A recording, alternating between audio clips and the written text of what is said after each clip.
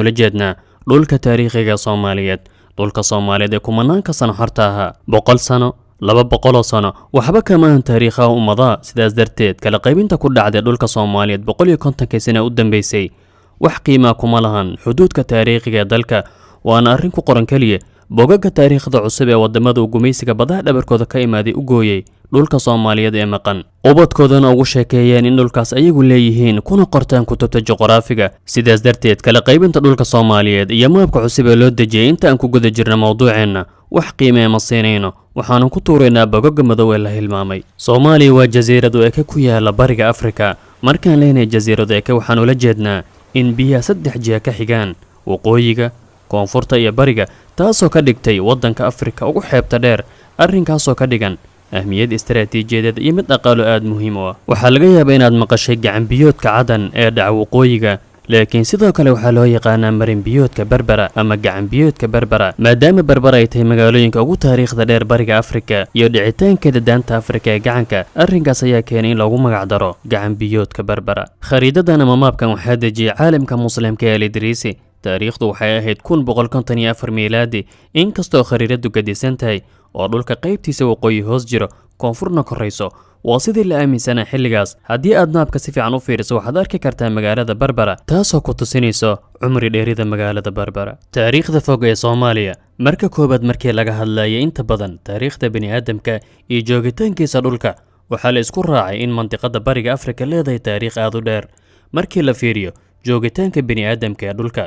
xitaa dad ayaa qabo in bini'aadamku ka bilowday bariga Afrika kadibna ku sii faafay caalamka kale. intaas markaan ka soo gudubno, maadaama Soomaaliya ay ku taala deegaankaas, waxaa caadi ah in waqti aad u dheer lagu noolaa. sawirrada iyo farshaxanada laga helay deegaanka Laasgeel waxay muujinayaan in kumanaan sano ka hor dhalashada Nabi Ciise calayhi salaam lagu noolaan jiray halkan. laakiin arrinka culimada taariikhda iyo raadraaca nuquushta derbiyada ka yeebay ayaa in gebi ahaanba la fahmi waayey micnaha ay tarjumayaan nuquushtan ku qoran derbiyada Laasgeel. Soomaalidu taariikhdoodu ma ahayn dad cawaan oo iska yaacaya, ee waxay ahaayeen dad xadaarad leh, waxaana daliil u ah raadadkay ka tageen Soomaalidii hore sida guryaha u samaysan qaabka ahraamta, derbiyada iyo qalcooyinka taariikhiga.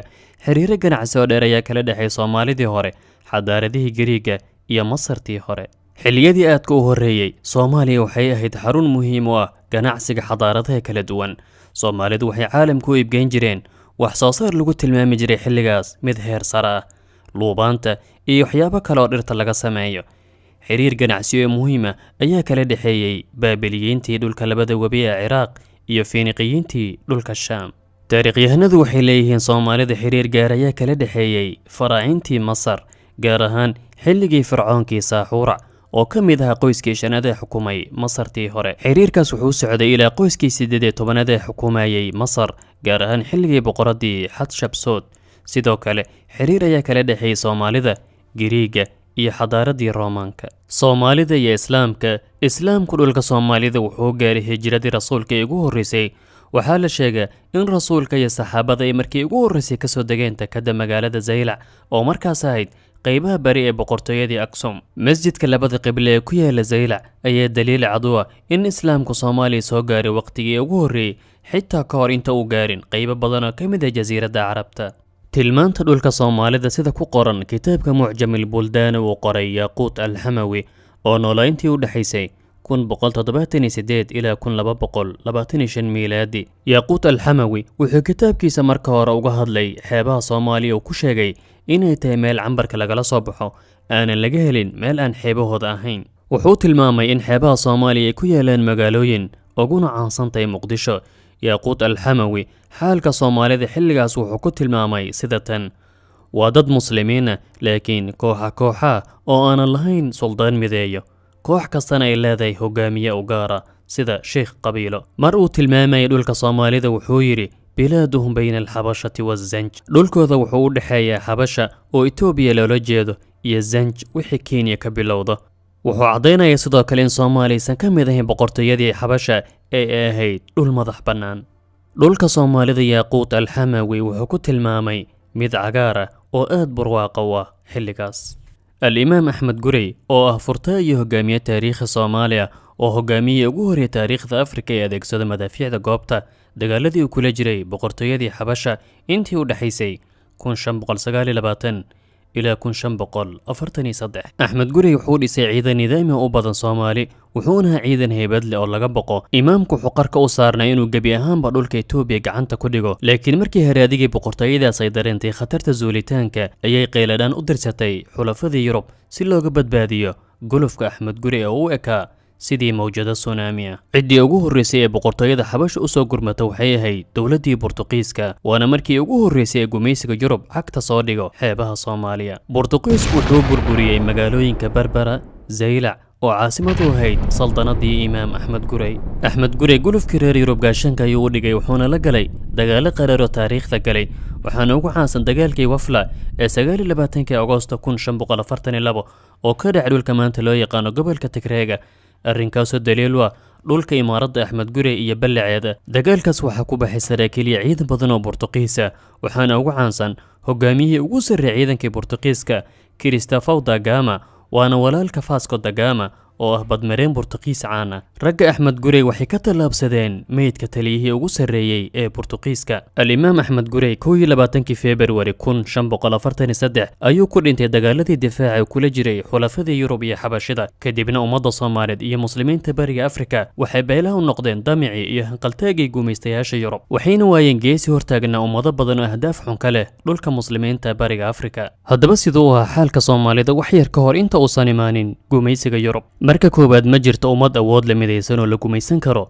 xilligaas waa bilowgii qarniga 19aad. xaalka Soomaalida wuxuu u ekaa sidii ay ahaayeen imaaradihii Andalus ee qabiil kasta imaarad samaystay, kadibna sidii maalinba mid loo cunayay. Andalus oo dhan ka baxday gacantii muslimiinta. xeebaha dheer ee Soomaaliya waxaa ka jira saldanado yaryar oo fara badan aanan midaysnayn, mid kastana diyaar u ahayd inay dhulka ka kirayso ama xitaa ka iibiso shisheeyaha, iyadoo arrinkaas dhaafsanayso lacag aanan badnayn. Obokh iyo Tajara waxaa laga kireeyay Faransiiska. xeebaha waqooyi waxaa sidoo kale laga kireeyay Ingiriiska, gaar ahaan Berbera, ama heshiis lala galay odayaasha dhaqanka. Kama marna dabcan in la dhakray odayaasha. dhinaca marka iyo koonfurta kale ilaa bariga waxaa kireystay gumaysiga Talyaaniga. kadib arrinkaas, salaadiintii laga kireystay dhulkaas waxaa lagu yidhi shanqarta kabihiinana maqashiiya, dhulkina gumaysi ayaa la wareegay. Soomaaliya waa dalka keliya ee xubinta ka jaamacadda Carabta ee u mara dhulbaraha. dhulbaruhu waa khad ama layn aanan la arkaynin oo dhulka u kala qaybiyo waqooyi iyo koonfur, taasoo ka dhigan in Soomaaliya wixii dhulbaraha ka hooseeya ay ku xisaabsan tahay juqraafiga caalamka, koonfurta dhulka wixii ka koreeyana waqooyiga dhulka. haddaba wadamada dhaca dhulbaraha Soomaaliya, Kenya, labada Kongo, Gabon iyo Uganda, intaas waa Afrika. intaas waa qaaradda Afrika. dhanka koonfurta America, Ecuador iyo Brazil, Aasiyana Indonesia, taasoo ka dhigan in wadamadaas ay saaran yihiin layn toosa, cimil ahaana isku mid yihiin. waa inta ka hooseysa dhulbaraha. deegaanada dhaca ama ka hooseeya dhulbaraha waxay caan ku yihiin roobabka.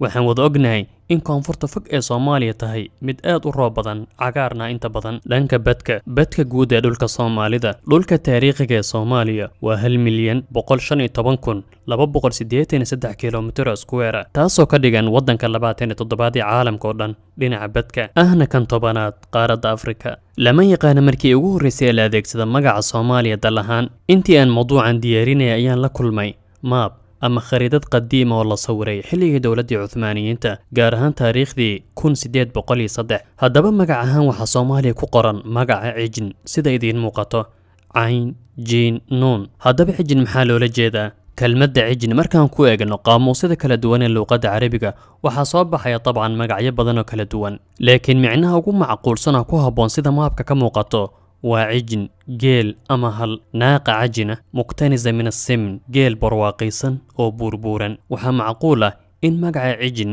ee maapka Soomaaliya lagu qoray loola jeedo dad xoolo dhaqata, geelna caan ku ah kuna jira barwaaqo. qaybta labaad insha Allah waxaad ku maqli doontaan taariikhda gumaysiga iyo macluumaad kala duwan oo ku saabsan Soomaaliya.